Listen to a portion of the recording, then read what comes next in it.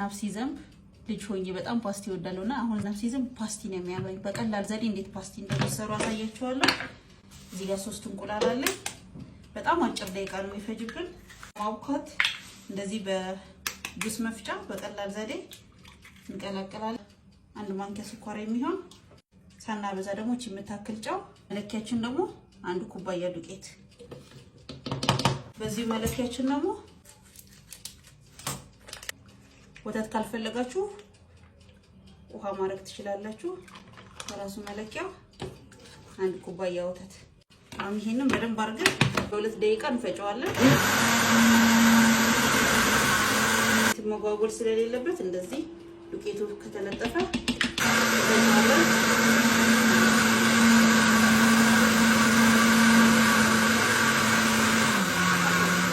ኦቨናችንን ለኩሰናል።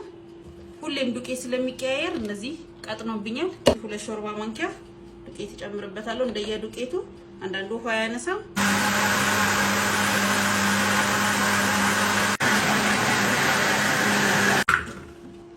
አሁን እንደዚህ ሆኖ ወፍሯል። መካከለኛ ነው ውፍረቱ።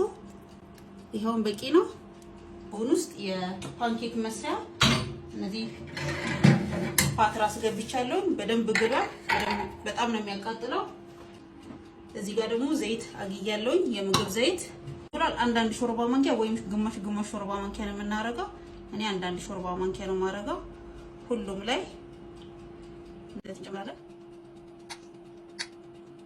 ይሄ በጣም አጫማጭ በጣም ሱስ የሚያስይዝ ቀለል ያለ የፓስቲ አሰራር ነው።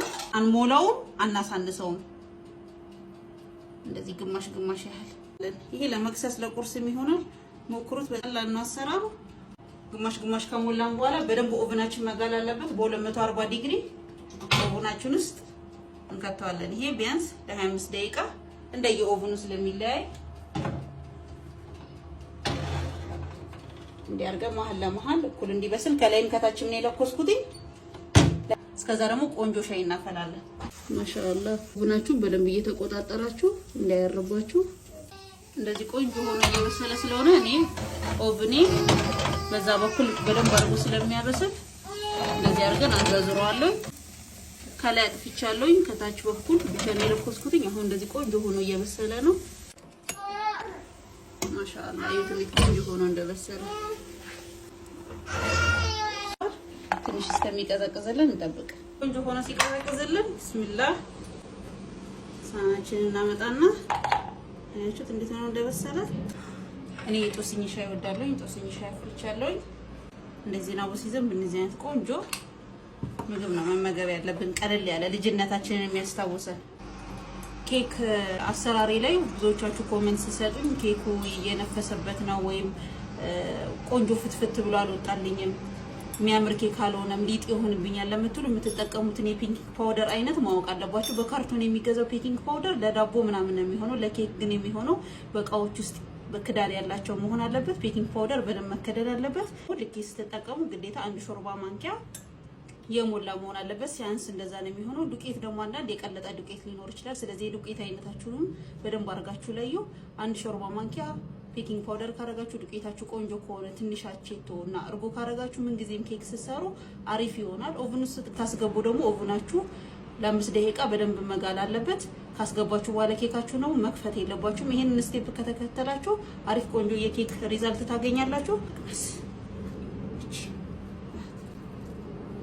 እንዴት ቆንጆ ሆኖ እንደበሰለ ትኩስ ነው።